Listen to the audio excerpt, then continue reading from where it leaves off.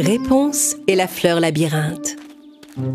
Un jour, en se promenant dans la forêt, Réponse vit une fleur qu'elle ne connaissait pas. « Oh, regarde Clapsy, je n'avais encore jamais vu une fleur aussi belle dans cet endroit de la forêt. » Clapsy se détacha des cheveux de Réponse et sauta sur la fleur pour respirer son parfum. Tout à coup, la couleur de la fleur passa du rose au noir. Et ses pétales se refermèrent, avalant d'un coup la pauvre Clapsy. « Clapsy, oh non, non! Où es-tu passé, mon ami ?» Réponse essaya de retenir Clapsy sans y parvenir. En tirant sur la tige de la fleur, elle se rendit compte qu'elle était reliée à un tube enterré dans le sol. « Qu'est-ce que c'est que ce tube? Jusqu'où Clapsy a bien pu glisser ?» Réponse entreprit de suivre le chemin du tube à travers la forêt. Pendant ce temps, la méchante sorcière Kélia contemplait toute la scène dans sa boule de cristal. Et voilà! La meilleure amie de Réponse sera bientôt entre mes mains, mon cher petit balai. Kélia alla consulter le plan de son labyrinthe magique. Et elle vit Clapsy traverser le dédale de tubes en direction de sa tour. Quand Réponse arrivera ici pour secourir son ami, je lui couperai ses beaux cheveux et je les jetterai dans ce chaudron. Au bout d'un moment, le tube qui se trouvait devant Kélia se mit à vibrer. Kélia plaça ses mains sous l'ouverture du tube et quelques secondes après, Clapsy tomba dans ses mains. À l'aide! Ah! Toi, laisse-moi tranquille, vilaine sorcière! Laisse-moi partir! Kélia alla enfermer Clapsy dans une boîte en verre. La boîte était insonorisée et personne ne pouvait entendre Clapsy. Et elle n'entendait pas non plus ce qu'il se passait à l'extérieur. Réponse marcha pendant des heures à la recherche de Clapsy. Oh, mais jusqu'où peut bien aller ce tube à la fin? On dirait qu'il ne s'arrête jamais.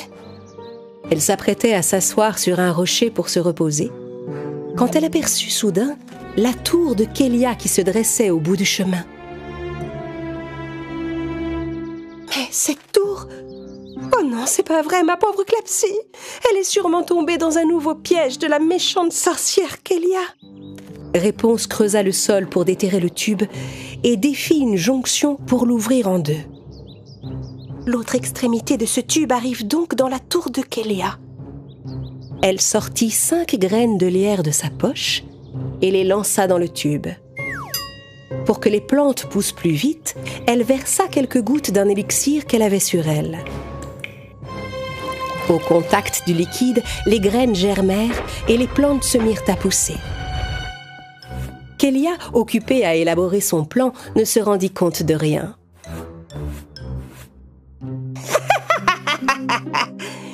Quand j'aurai volé les longs cheveux de Réponse, elle n'aura plus besoin des services d'une barrette en ton genre. Je n'ai pas raison, petit balai? Tandis que Kélia provoquait Clapsy, un bruit étrange commença à retentir dans le tube du labyrinthe. Alerté par le bruit, Petit Balai décida d'avertir Kélia. Mais la méchante sorcière ne faisait pas attention à son fidèle balai. Vous entendez, maîtresse? Ce bruit étrange est vraiment effrayant. Je sens qu'il se prépare quelque chose de très mauvais. Allons, petit balai, ne sois pas aussi froussard. Ce que tu entends résonner, ce n'est que le grondement de mon triomphe.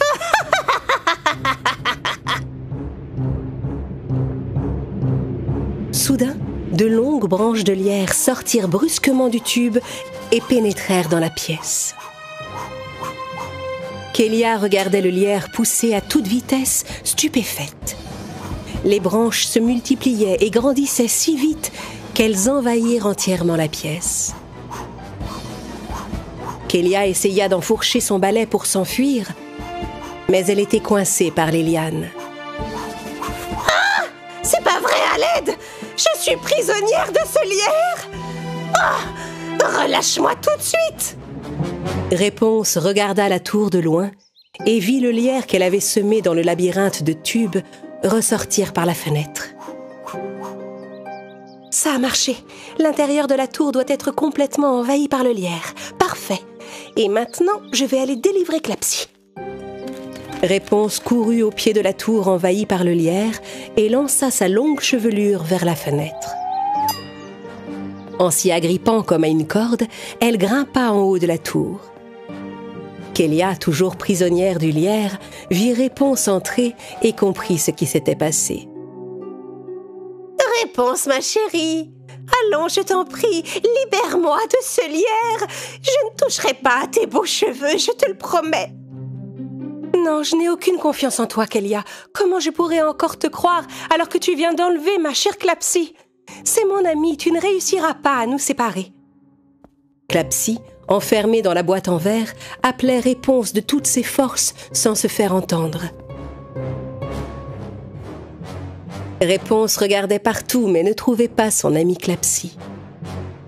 Clapsy! Clapsy, c'est moi, où es-tu passée? Montre-toi, je ne te vois nulle part. Réponse lança ses cheveux entre les branches de lierre. La longue chevelure dorée se faufila entre les lianes et retrouva Clapsy. Mais Réponse ne savait pas comment ouvrir la boîte, qui était magique. Pendant ce temps, Kélia réussit à attraper ses ciseaux et coupa les branches de lierre qui la retenaient.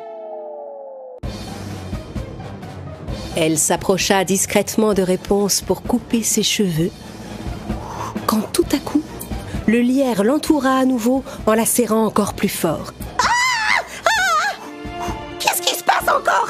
Relâche-moi immédiatement.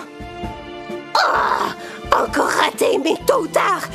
Réponse, je parviendrai à m'emparer de tes beaux cheveux d'or, j'en fais la promesse. Réponse et Clapsy réussirent à s'enfuir de la tour de la méchante sorcière Kélia grâce à la chevelure de Réponse. Mais Clapsy était toujours enfermée dans la boîte en verre. Réponse retourna à l'endroit où elles avaient trouvé la fleur noire. À l'arrivée de Réponse, la fleur était redevenue rose. Regarde, Clapsy, la fleur a retrouvé sa couleur depuis qu'elle est débarrassée des tubes.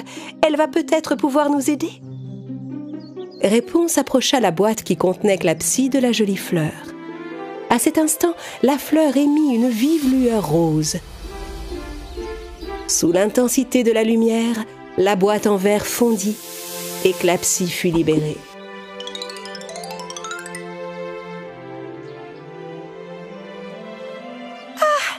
Enfin, je suis sauvée. Merci beaucoup de m'avoir aidée, ma chère Réponse.